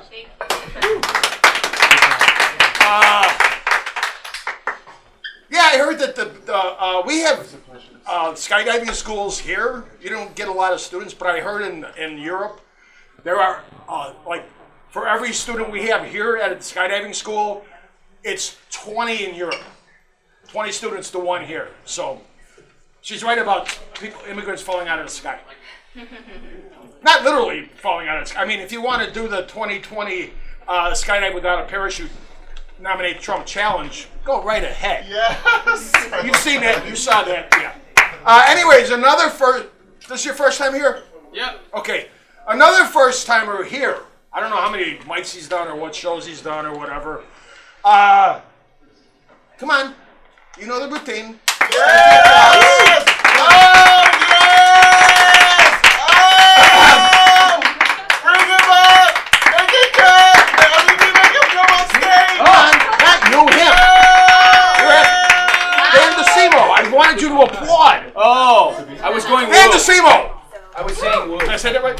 Yeah. Okay. All right. Hell yeah! Thank you very much, Phil Burns, for that impeccable intro. Sorry that I'm yelling, but until they invent some sort of device to make my normal speaking voice louder, we're just going to have to deal with this.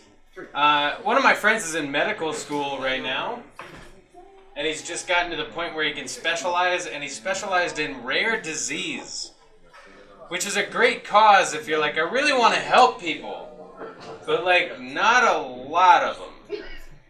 Like, if I could help the least people possible. Like cancer, how many people have that? Oh, that's way too many people. Never mind. My girlfriend has recently been yelling out my brother's name during sex. Yeah, it's kind of annoying. I really wish those two would keep it down. Honestly, I hope my girlfriend is cheating on me. She deserves better. I'm not in very good shape. I'm in the kind of shape where, like, I go to the doctor's office. I gotta take the small victories, you know? My doctor's like, Dan, you know you have pre-diabetes. I'm like, pre-diabetes? Sounds like not diabetes to me. Let's go. Let's get some cake. It's the best news I've heard all day. I sweat, but it's just like awful. There's no pattern to it or anything. I just sweat blotchy. If I wear a brown shirt on a hot day, by the time I get back to my apartment, I look like a cheesesteak in a paper bag. So it is not great. It's not great. My poop is terrible. If hikers found my poop in the woods, they'd be like, we need to get out of here now. I don't know what did that. I think Bigfoot has IBS. I don't know. These days I get a solid poop. I look at it like a kid from the Depression seeing an orange for the first time in 8 years. I'm like, oh wow, I used to be able to just have these.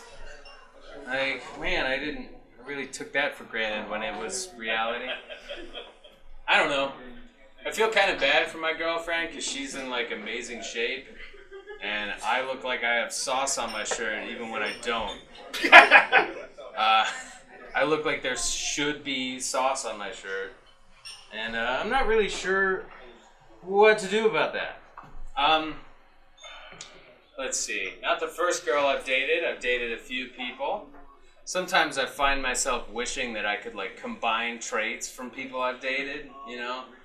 Like right now I think the perfect girl would be if I could take my current girlfriend's sense of humor and then combine that with how much I loved my last girlfriend. That would be like, wow, you know? Anyway. Well, let's see here. I'm 23. So I'm old as hell. I know it doesn't sound very old, but I had a midlife crisis when I was 11. Yeah. I dumped my 11-year-old girlfriend and started dating this hot Swedish kindergartner. You know, bought a BMW Power Wheel. It was crazy. So yeah, I had a midlife crisis when I was 11, so now I'm going to die like any minute, which is not great. Especially because, like, I don't think I can get into heaven. Like, I'm pretty sure the only way I'm getting into heaven is if I lie about being Native American on the application. Hey, feel free to laugh out loud if you want to. Just saying. I just moved to Chicago, actually. On my way into town, I almost got in a huge car accident. Because I was a little distracted. I was reading one of those billboards that tells you not to text and drive. And it was one of those billboards that's like, this is the last text she ever saw. LOL JK. Was it worth it? I'm like, that's weird. Obviously people had a conversation somewhere where they're like, hey, this girl was reading this text while she was driving and it killed her. What should we do? Well, we should make everybody who's driving read that text, right? Keep them safe.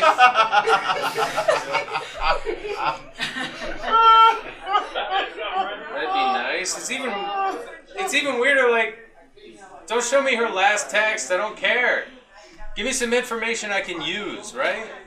What kind of phone case did this girl have that survived a fatal car accident? Like, how is that billboard not sponsored by OtterBox or something? Of course, if I get in a fatal car accident, I want my phone to be destroyed because apparently they go through your texts. That's messed up. Don't die on me! What's your passcode? I'll leave you guys on this. One time my granddad told me, you know, I went to school with the guy who killed JFK. And I was like, wow! You went to school with George H.W. Bush?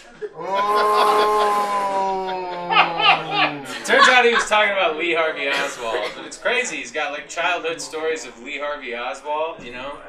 Hitting the teacher with spitballs from impossible distances and stuff. Like through trees, getting set up. All the kids are like, what kind of straw is that? I don't even think it can fire that fast. Teacher's like, shut up! Do your homework. Alright, thanks a lot. You guys have been, I'm Dan Docimo. Thank you so much. Dan Docimo, everybody! And it's a small world after all. I worked a few years with a woman whose father would be paraded out because he looked exactly like Lee Harvey Oswald. It was a thing in Colorado. It's okay if you don't know. It's fine. You talked about texting and dying. I'm a big fan of the show Insecure. Anyone seen the show Insecure? There's a scene where a character receives a duck pic, and she's so mesmerized that she wrecks her car. As a gay male, was like, oh, that would never happen. We see so many now. You kids have it easy today. Now, our next comedian coming to the stage, I feel bad because he's from the burbs. And I asked him which one, and like, he named one, and I didn't know where it was. I always forget where the burbs were. Now, I did go recently to visit my old haunts in the ghettos of Indianapolis. And I went to Country Lake Apartments, and I used to live there. That's where the streetwalkers were forming, and like, it was shocking to see how much the neighborhood had changed. Like, the potholes were gone, they had paved the roads, the homeless were removed, the dumpsters weren't on fire, they had painted. Like, it was amazing how much, like, Country Lake Apartments was so bad, like someone had spray painted the F word and forgot the C. Like, not only did they vandalize, they couldn't spell. Like, and then when I went to go visit, I was with a friend. I'm like, oh, let me get out of the car and take photos because I'm shocked how nice the neighborhood looks. And I closed the door and he instantly locked it. And I was like, huh, that's odd. Like, I only moved 3 feet. Like, you instantly lock it. And I asked him, like, why did you do that? He's like, that was the scariest neighborhood I've ever been. I was afraid for my life. I thought we were going to be robbed. And I'm like, where'd you grow up? And he said, New Lenox. There, that's the only suburb I know. Our next comedian, I bought a bed near in Schaumburg. He lives in Palatine. Round of applause for Declan Shannon.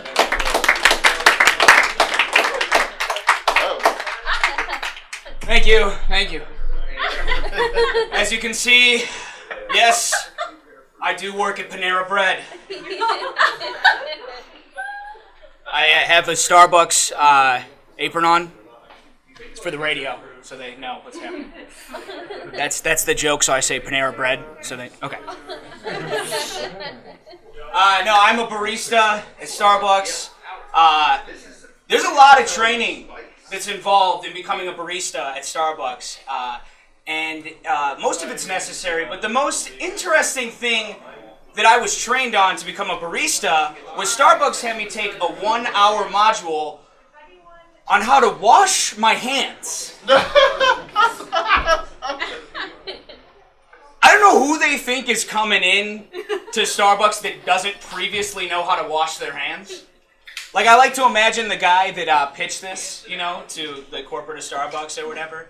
You know, he's just like freaking out about it. He's like, oh man, you got soap, you got water, you got water, you got soap. You got soap and water and soap and you dry your hands with the towel. What do we think, they're chemists? Like, they're not gonna know these formulas. We can't just expect somebody to come in without any proper training and know how to wash their hands. What do we think they graduated from Yale? Imagine this scenario, okay? Guy walks in, first day of work, he's really excited to be there. And the manager goes, yeah, just go ahead, wash your hands, we'll get started. And he's like, wash my hands? Yeah, just wash your hands and we'll get going. He's like, yeah, wash my hands, yeah, no problem. It's easy, right? It's just soap and water and water and then soap and soap and no! I got a unique name. My name's Declan Shannon. Working at Starbucks, I run into a lot of people with very unique names, right? And it's gotten honestly to the point where I'm just used to it by now. Like, I don't think any name could throw me off because I've heard so many ridiculous names. Someone could come in to my store like tomorrow or something, and when I ask for their name could literally just be like, ah! And I just be like, how many H's is that? Is that a family name? It's very pretty. Well, you know, I know what it's like though. I know what it's like to spell the names. It's very difficult to spell the names. So when I go into Starbucks, I like to keep it simple. I just give them a nickname. I know my name's different, Declan, right? So I'll usually come in, and when they ask for my name, I'll be like, oh, my name is Dec...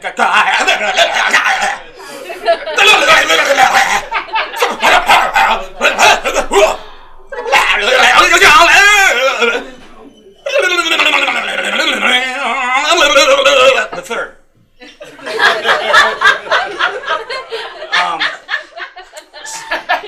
I do what I can to help my fellow baristas. You know what I say?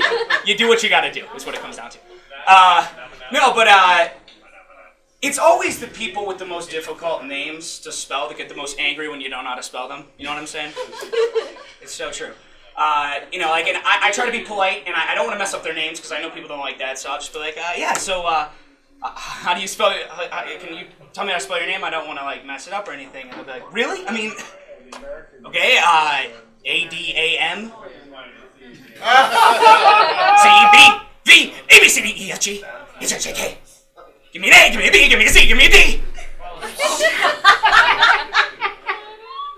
O, L, D, M, C, D, O, L, A, N, D, H, A, D, A, F, A, R, N, N, N, N, E, I, O. They'll say something to me like, you got that, Chief? Yeah, also take a water. Oh, let me help you out. W-A-T-E-R. Yeah, that's how you spell that. No, kids will come in too, and they'll try to, like, stump us, you know? I had a kid come in one time, and he's like, yeah, my name's Bob with 2 O's.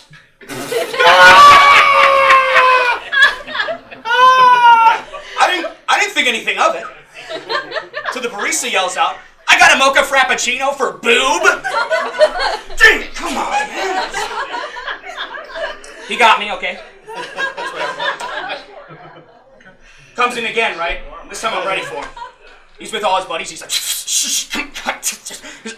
yeah, yeah, I got I need a mocha frappuccino for Bob with 2 O's. And I'm like, no, that's a body part. I know what that is. Okay? Because here's the thing. I got a little saying, you know, that I say. Fool me once, shame on you.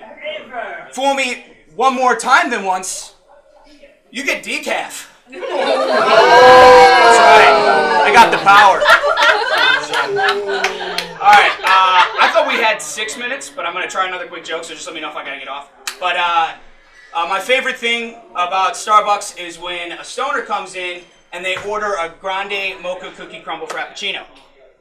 The reason for that is a grande mocha cookie crumble frappuccino costs exactly $4.20. You want to see a stoner lose their mind?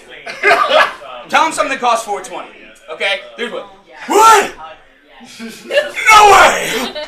You're messing with me, dude. Come on! Oh my god! Dude, it's a sign! I'm getting so high tonight. One time I had a guy get so excited I told him that it cost $4.20 that he tried to make me take a hit of his imaginary blunt. Oh! Yeah, he's like, come on, bro, you gotta get it, bro, for $4.20, bro. And I'm like, I can't, I'm at work right now. I get fired. But thank you very much. And thank you guys very much. I'm Declan Shannon. Have a great night.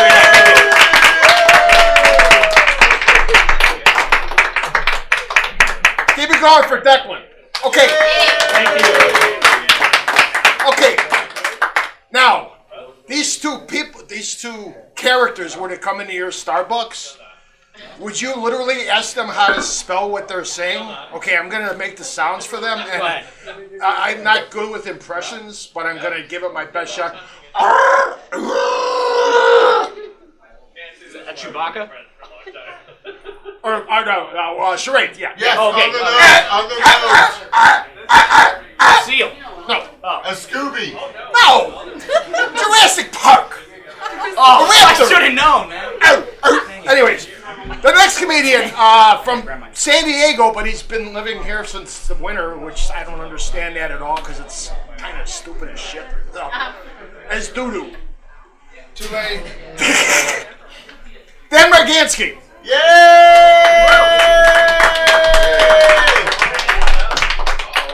I've been here all night, and my instincts told me to reach for a microphone. I was like, oh, let's go. All right, yes, I'm in a good mood. I just dropped acid yesterday. Thank you. I spent the entire day on my hands and knees in this big grassy field, looking around for a little piece of paper I dropped on the ground. Yeah. Why I was naked, I couldn't tell you. There's you got any Harry Potter fans in the crowd? Anybody? You guys read this in the local Hogwarts newspaper? There was a muggling that happened in the park last week. Yeah, somebody stole somebody's magic wand, but they didn't know how to use it. That one's for me, okay? Muggling, muggle, mug. Alright, that's just, that's how I'm just dipping my toes in the pool of the crowd here tonight. Let's see how this goes, you know what I'm saying? Yeah. He's right, I just moved here last year from San Diego, moved out of my mom's house. After 29 years, feels good to get out of there. Yeah. Oh, yeah, there's no 4-year college gap either. I rode that thing straight out till the brink of my 30s, all right? Rode that wave all the way to shore, if you know what I'm saying, all right? Until San Diego terminology. But, yeah, I went to local community college right down the street, walking distance. It's the way to do it. Graduated after 3 semesters with a degree in ceramics. Thank you. Thank you. I took every ceramics class they had. They had 2 classes. I took one of them twice. I'll tell you, I'll make the crap out of a coil pot, you guys. All right? Just talk to me after the show. I sell them on Etsy. Supports my comedy. All right. When I moved out of my house, I had to clean all my stuff out of the garage area. You go through all your old memories and everything. Found all my old participation trophies, right? All the old porn that I printed out on computer paper and hid from my parents. So found all that in there. Some vintage stuff in there. Found my old Rasta-colored poncho in there. Anybody ever go through a Rasta-colored poncho phase? Romania? You look like you went through a Rasta-colored poncho phase. Rasta-colored poncho? Red, yellow, and green. You know, stoner attire. No? No. He's from Romania. There's a different culture. A tie-dye poncho. Influences. It's from the Caribbean. It's travels a around tie-dye the world. poncho. Romania's far from the Caribbean. Have you ever heard of reggae music? Well, there we go. Okay. Bob Marley, you would smoke to it. He doesn't know what a poncho is. Oh, poncho. Oh, it's just like a Mexican sweater. There you go. Yeah, right? Yeah. It's like a blanket with a hole in it. Had a hood on it. It was nice. It was good in the wintertime. I love that thing. I went through a 4-year Rasta-colored dynasty, all right? I wore that sweater every day. I never took that thing. I smelled like the dumpster behind a vegan restaurant. Mostly because I passed out one time in a dumpster behind a vegan restaurant. I'll tell you, you do not get the smell of organic vegan buffalo wings. I haven't told that part of the joke in like 6 months, and it just popped into my head, and I'm like, oh yeah, that's why I stopped telling that part of the joke. I don't know, man. I used to be a big pothead back then. You go like this. I was such a pot. I purposely stored my credit score to be 420. Yeah, right. I was a pretty dumb stoner back then. I'm still a big stoner now. I jerk off using CBD lotion. Thank you. Thank you. I don't do many drugs though. I'm just a pothead through and through. I put on that poncho and the red, yellow, green, it just stuck to me. All right. I've tried other drugs too. Nothing got me like the weed did. I even tried cocaine. Tried it 723 times. Just never quite got me. I don't know what it is. It sounds like you guys need some cocaine in here. I don't have as much energy as the last guy, but you gotta listen. Focus. All right.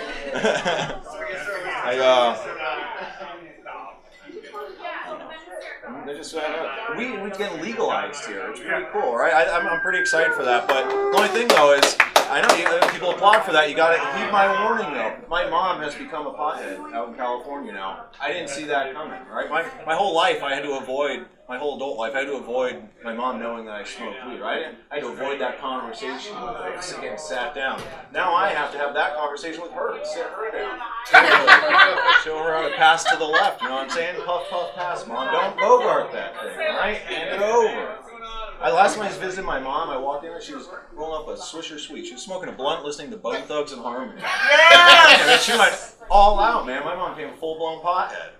Crazy, man. I was like, Mom, listen, the first of the month. It's not even the first of the month. You're crazy. She's like, baby, I am retired, divorced, and you kids are out of the house, right? It is always the first of the month for me.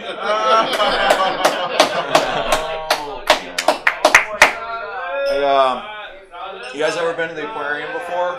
Over there, right? That's a fun place to spend the day. Go over there to the aquarium. There's people in the back having some shots. All right, shots all around in the back. Buy me a shot when I go off stage. I got a bike home. I need to get drunk. Amen. All right. I actually got. Here we go. I only have time for a short one, so fuck the aquarium. Oops. Sorry. Forget the aquarium joke. It's the end of the night. It's late night laughs here at Shakers on Clark, everybody. All right. I ride my bike. I actually got hit by a car the first week I had my bike. Some lady opened up her door on me, and I went flying over the handlebars. and crashed on the ground, but had a bloody elbow and everything. I was sitting there bleeding on the sidewalk. We're exchanging information, right? And she looks at my ID and she goes, "Oh my God, you're Polish. I'm Polish." It's like, "No, lady, I'm bleeding, all right? Call me an ambulance, all right?" Okay, there's a laugh. Thank you. Yes! Good Marganski, everybody. Yes! You know, Dan, something have I realized if we've discussed that during the Trump presidency, there has been marijuana legalization all throughout the country. Somehow we are feeling a need to cope. I'm just saying. And when it comes to coping, give a round of applause for Joe behind the bar. I forgot to call him out. We've got $3 domestic bottles, $4 well drinks, and $4 Jaeger and Fireball shots. If you don't drink, don't worry about that. Just buy me a drink.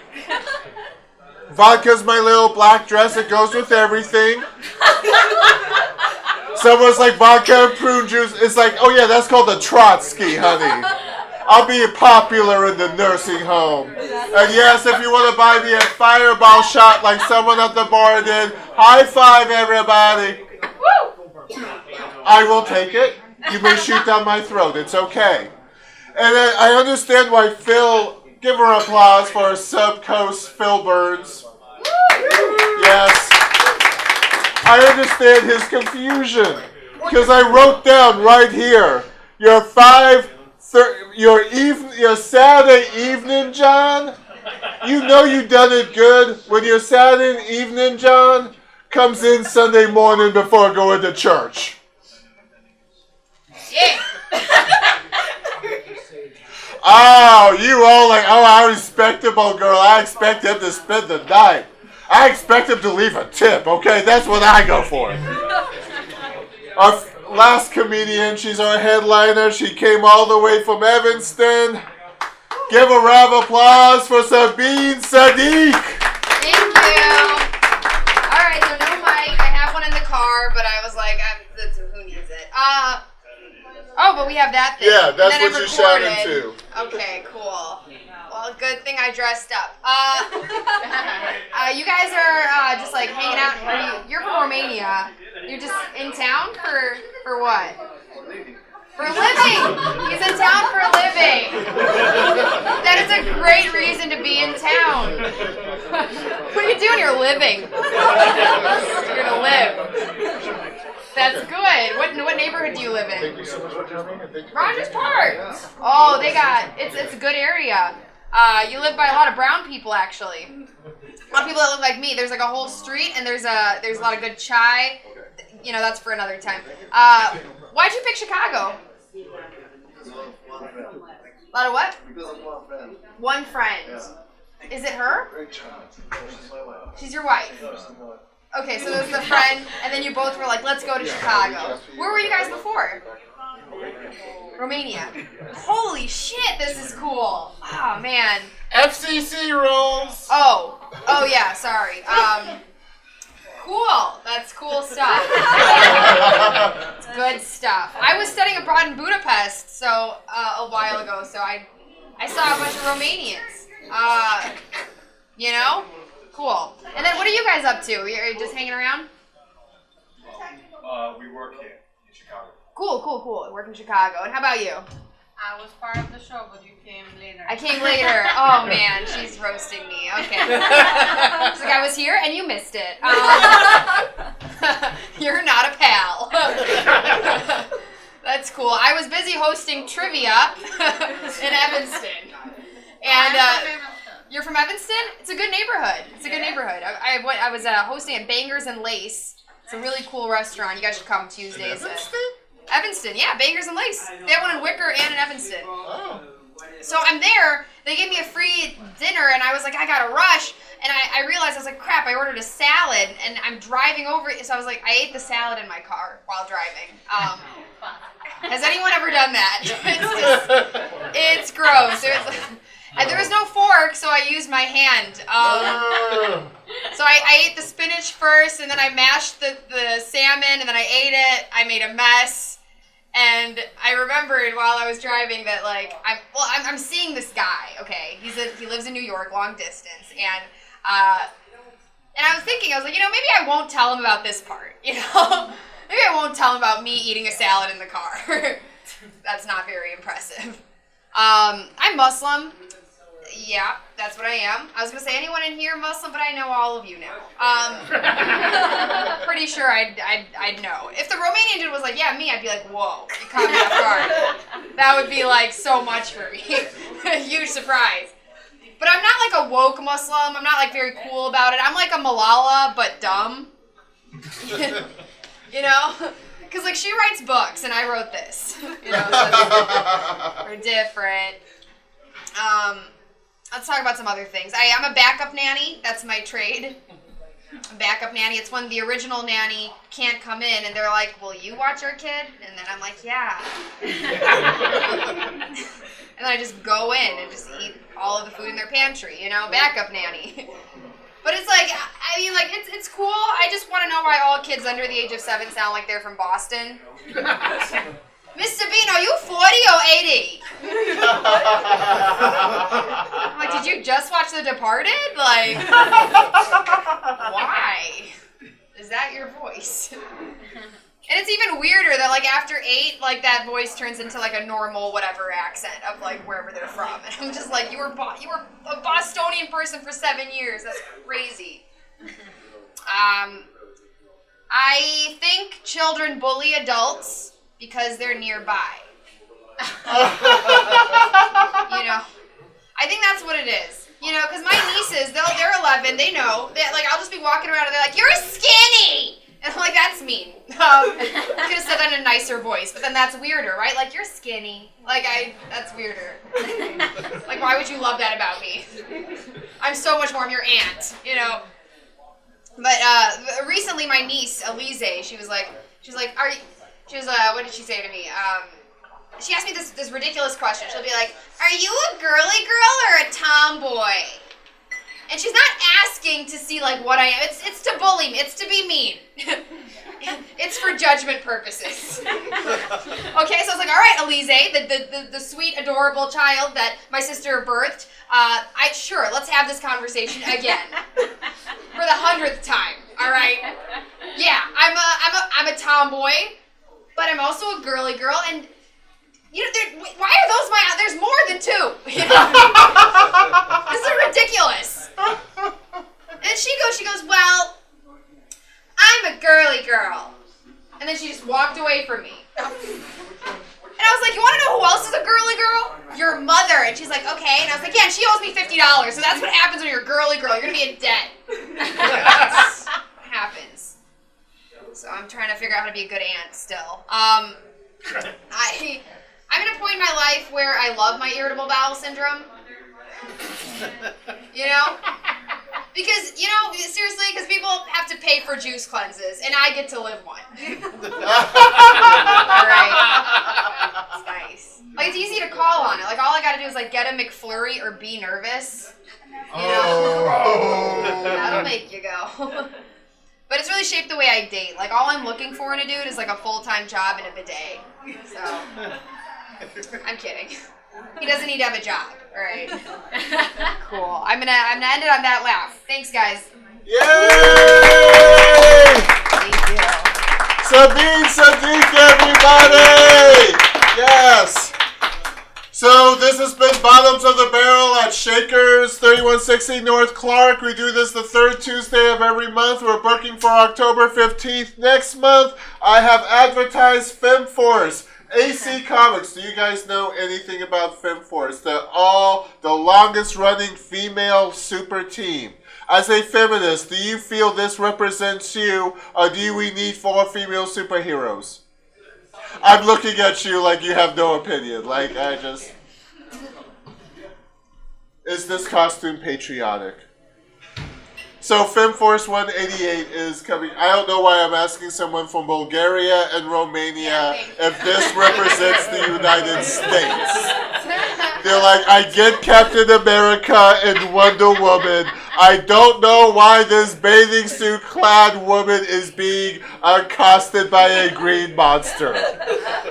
Oh, I forgot to mention there's also 2 Asian people over here. I grew up in multiracial environments. It's like, I think you're all American citizens. Life's good. Like, I'm the one who had to apply for a green card. Anyway, so this has been Bottoms of the Barrel at Shakers. Yay! Round of applause for Joe behind the bar. No one has bought me a shot. No one has bought me a drink. Anger. Give a round of applause for all our comedians, and you're just going to keep clapping as I name names. We've had Sophia Smarendescu, Ian Erickson, Mike Atcherson, Jeff Hawks, Juan Chavez, KJ Whitehead, Bill Byrne, Peter Bonello, Julia Stayanova, Dan Docimo, Declan Shannon, Dan Marganski, and Sabeen Sadiq. I have been your host, Thomas Bottoms. This has been recorded for Bottoms of the Barrel on Q4 Radio, AM 1680q4.org. We are still alive. We are? Yes. Yes. And next time you leave your house, be a decent person. Bye.